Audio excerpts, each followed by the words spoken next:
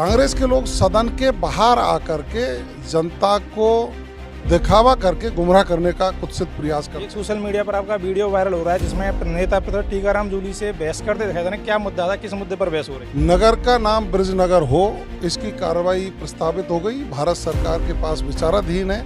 बहुत जल्दी ही मैं समझता हूं कि 1 महीने के अंदर अंदर वो स्वीकृति हमको मिलेगा। पौराणिक के नाम काम्यवन है, साधु संतों की मांग है, तो निश्चित रूप से कार्रवाई आगे बढ़ानी। और मैं ये विश्वास दिलाता हूं जनता को कि जितना भी जिसका नुकसान हुआ है, आपदा प्रबंधन नियमों में जो भी प्रावधान है उनके अंतर्गत सभी व्यक्तियों की मदद करने का काम राजस्थान की सरकार करेगी। नमस्कार, स्वागत सत्कार, बेहद आभार दोस्तों। मैं आपका लोकपाल फौजदार फिलहाल साथ ही गृह राज्य मंत्री जवाहर सिंह बेड़म जी मौजूद हैं। जैसा कि सर सरकार कह रही है कि हमारे पास पर्याप्त मात्रा में डीएपी है, लेकिन किसानों को डीएपी नहीं मिल पा रहा है।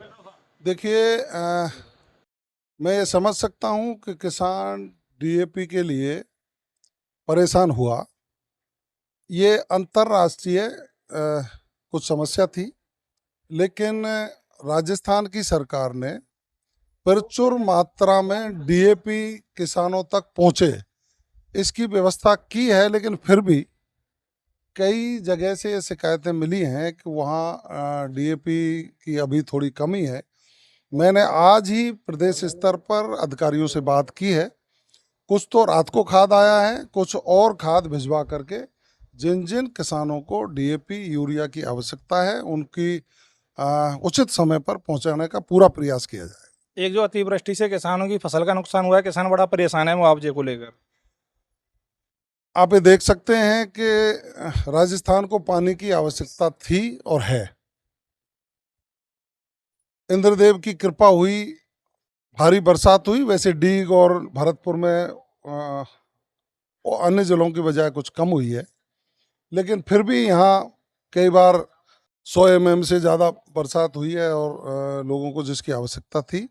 बाढ़ और अतिवृष्टि से हमारे बांध लबालब हुए हैं, लेकिन दूसरी तरफ देखें तो कुछ लोगों को नुकसान भी हुआ है। फसलों का नुकसान हुआ है, मकानों में नुकसान हुआ है, सरकारी संपत्ति में भी नुकसान हुआ है। तो प्रदेश के मुख्यमंत्री आदरणीय भजनलाल जी स्वयं सर्वे करने के लिए गए। हम मंत्रीगणों को भेजा, विधायकों को भेजा और जनता के बीच में जाकर के हमने दुख दर्द सुने भी, हमने गले से लगाकर उचित समाधान के निर्देश प्रशासन को दिए हैं। लेकिन तरस विपक्ष के साथियों पर आ रहा है कि उनका कोई भी जिम्मेदार नेता या कोई व्यक्ति संकट के समय पर जनता के बीच में नहीं गया, उल्टा राजस्थान की विधानसभा की कार्रवाई में अवरोध पैदा किया। थोथे दिखावे के अलावा, थोथी राजनीति के अलावा उन लोगों ने जनता के दुख दर्द को नहीं बांटा। इस पर उनको तो प्रायश्चित व्यक्त करना चाहिए। और मैं ये विश्वास दिलाता हूं जनता को कि जितना भी जिसका नुकसान हुआ है, आपदा प्रबंधन नियमों में जो भी प्रावधान है उनके अंतर्गत सभी व्यक्तियों की मदद करने का काम राजस्थान की सरकार करेगी। जिस तरह से खेड़थल तेजारा का नाम बरतरी हुआ है, अब साधु संतों की मांग है कि कामा का नाम भी काम्यवन रखा जाए। देखिए, सांस्कृतिक नाम काम्यवन उनका पहले से ही है। नगर का नाम ब्रिजनगर हो, इसकी कार्रवाई प्रस्तावित हो गई, भारत सरकार के पास विचाराधीन है। बहुत जल्दी ही मैं समझता हूं कि 1 महीने के अंदर अंदर वो स्वीकृति हमको मिलेगी, तो नगर का नाम ब्रिजनगर होगा, ऐसी मुझे पूरा विश्वास है। कामा का पौराणिक के नाम काम्यवन है, साधु संतों की मांग है, तो निश्चित रूप से कार्रवाई आगे बढ़ानी चाहिए। हमसे जो कोशिश होगी मदद करेंगे। एक सोशल मीडिया पर आपका वीडियो वायरल हो रहा है जिसमें नेता प्रतिपक्ष टीकाराम जूली से बहस करते दिखाई दे रहे हैं। क्या मुद्दा था, किस मुद्दे पर बहस हो रही है? देखिए, टीकाराम जूली जी प्रतिपक्ष के नेता हैं और मैं सरकार में मंत्री के रूप में अपनी जिम्मेदारी निभा रहा हूँ।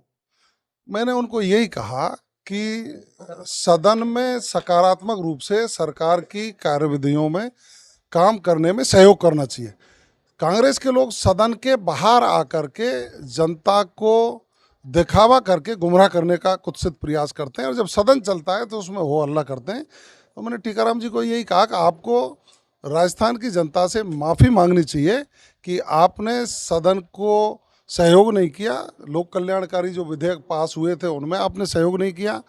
जनता बाढ़ से और अतिवृष्टि से पीड़ित थी, उनके दरवाजे तक आप नहीं गए, तो आपको राजस्थान की जनता से माफ़ी मांगनी चाहिए। मैंने कहा, और मेरा फर्ज भी बनता है कि मैं कहूँ। एक पूर्व विधायक बाजेवली का एक वीडियो सोशल मीडिया पर वायरल हो रहा है जिसमें वो कह रहे हैं कि हम नगर और सीकरी के युवाओं के लिए एक रिको इंडस्ट्रियल एरिया लेकर आए, लेकिन अभी तक 2 साल हो गए, कोई काम उस पर शुरू नहीं हुआ है। उनकी मात्र घोषणाएं थी और उन घोषणाओं के आधार पर वो जनता को बरगलाना चाह रहे थे। जनता ने उनको जवाब दे दिया। हम नगर के समेकित विकास की परिकल्पना को साकार कर रहे हैं और नगर की जनता स्वीकार भी कर रही है कि हम कर रहे हैं। मंत्री जी, एक व्यापारी वर्ग में कुछ लोग ये कहते हैं, ये डराना ही मान लीजिए, आपके नाम पर डरा रहे हैं कि हम मंत्री के पीएसओ हैं। अब व्यापारी वर्ग बड़ा कंफ्यूज है कि भैया पीएसओ तो एक होता है मंत्री जी का, ये जो लोग आ रहे हैं धमकाते हैं।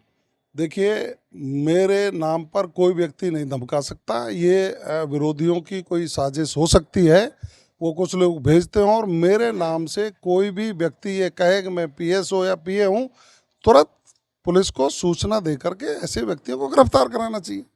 ये थे हमारे साथ में गृह राज्य मंत्री जवाहर सिंह बेड़म जी, जो विभिन्न घोषणाओं के बारे में बता रहे थे और जो व्यापारी वर्ग में जो एक भय है उसको लेकर के उन्होंने अपनी राय स्पष्ट की है। वीडियो को शेयर कीजिएगा। जय हिंद, जय भारत।